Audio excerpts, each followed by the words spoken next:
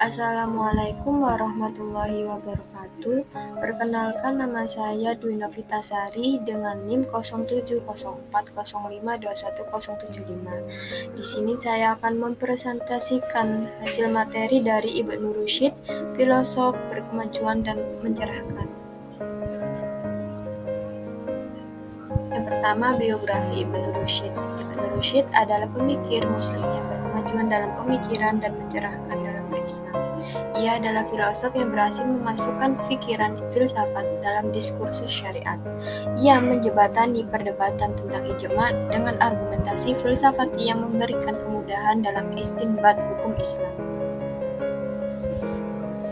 Ibnu Rusyid lahir di Cordoba, Spanyol pada 520 Hijriah, 1126 Masehi dengan nama lengkap Abu Al-Walid Muhammad ibnu Ahmad ibnu Muhammad ibnu Ahmad ibnu Rusyid. Saat itu, Cordoba merupakan kota paling menonjol dan terkenal keilmuannya di Andalusia, Spanyol. Di barat, ia dikenal dengan nama Averroes. Dia adalah seorang dokter, ahli hukum, dan filosof paling populer pada periode perkembangan filsafat Islam 700 sampai 1200.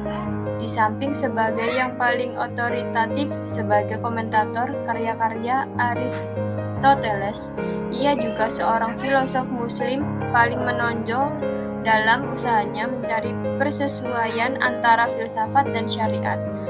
Al-Ittisal Bain al-Hikmah wa al-Syariah.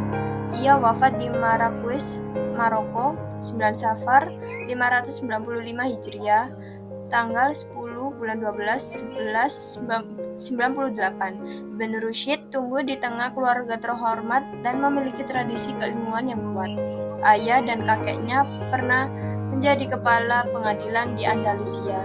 Ia sendiri pernah menduduki beberapa jabatan, antara lain sebagai qadli, yaitu hakim di Sevilla, dan sebagai qadli al-Qudlat atau hakim agung di Cordoba.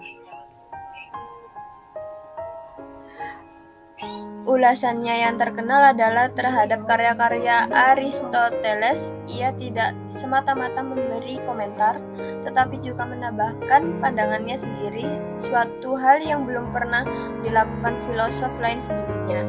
Kritik dan komentarnya itulah yang menjadikannya terkenal di Eropa. Ulasan-ulasannya terhadap filsafat Aristoteles berpengaruh besar di kalangan ilmuwan Eropa. Selain itu, ia juga banyak mengomentari karya filosof Muslim pendahuluannya, Al-Farabi, Ibnu Sina, Ibnu Bajjah, dan Al-Ghazali.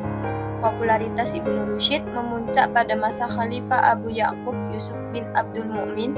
Kedudukannya begitu agung di sisi Khalifah. Kedudukannya semakin meningkat setelah Khalifah Al-Mansur Abu Yusuf Ya'qub menggantikan ayahnya. Sayangnya, selang tak begitu lama, timbul kecurigaan terhadap Ibnu Rusyid dan akidahnya. Ini merupakan awal dari rentetan fitnah dan hukuman buang baginya. Ia dipenjara di kota Alisana atau Lucana, Spanyol, tempat pembuangan orang-orang yang akidah serta pemikirannya mengganggu ketentraman negara. Hal yang tentunya menyakitkan hatinya adalah perintah untuk membakar semua bukunya. Masyarakat dilarang mempelajari selain yang bersifat pengetahuan murni seperti kedokteran, matematika, dan astronomi. Kemudian ia diasingkan ke Marrakesh. Ia meninggal dan dimakamkan di situ juga. 3 bulan kemudian jenazahnya dipindahkan ke Cordova. Keranda dan sisa-sisa bukunya diangkut kiri kanan punggung seekor keledai. Sepeninggal Ibnu Rusyid, bagaimanapun tidak ada lagi filosof Muslim di dunia Sunni, khususnya di bagian barat atau Andalusia. Dengan hilangnya Islam dari Andalus atau Spanyol, hilang pula kekuasaan dan kejayaan Islam di barat. Mencerahkan dan berkemajuan. Ali bin Rusyid menulis tak kurang dari 50 judul buku dari berbagai disiplin ilmu. Di antara karya-karyanya ada yang hasil karyanya sendiri, ada juga berupa ulasan terhadap karya Aristoteles. Karyanya yang sampai kepada kita antara lain Bidayatul Mujtahid, Faslul Maqal Fima Baina al-Hikmati Wasyariat min al-Itsal, Manahij al-Adillah fi Aqaid Ahl Amillah, dan Tahafuz At-Tahafud. Di antara karya-karya tersebut yang paling mencerahkan adalah Faslul Maqal fi Baina al-Hikmati Wasyariat min al-Itsal. Dalam karya ini, ia memunculkan teori tentang harmoni atau perpaduan agama dan filsafat. Ia menawarkan satu pandangan baru yang sama sekali orisinil dan rasional. Ia berusaha mengharmoniskan agama dan filsafat. Menurutnya, filsafat tidak bertentangan dengan agama. Fungsi filsafat tidak lain hanyalah untuk memikirkan yang maujud atau lahiriah, agar membawa kepada ma'rifatullah. Dalam konteks itu, Ibnu Rusyd mencetuskan teori tentang ijma'.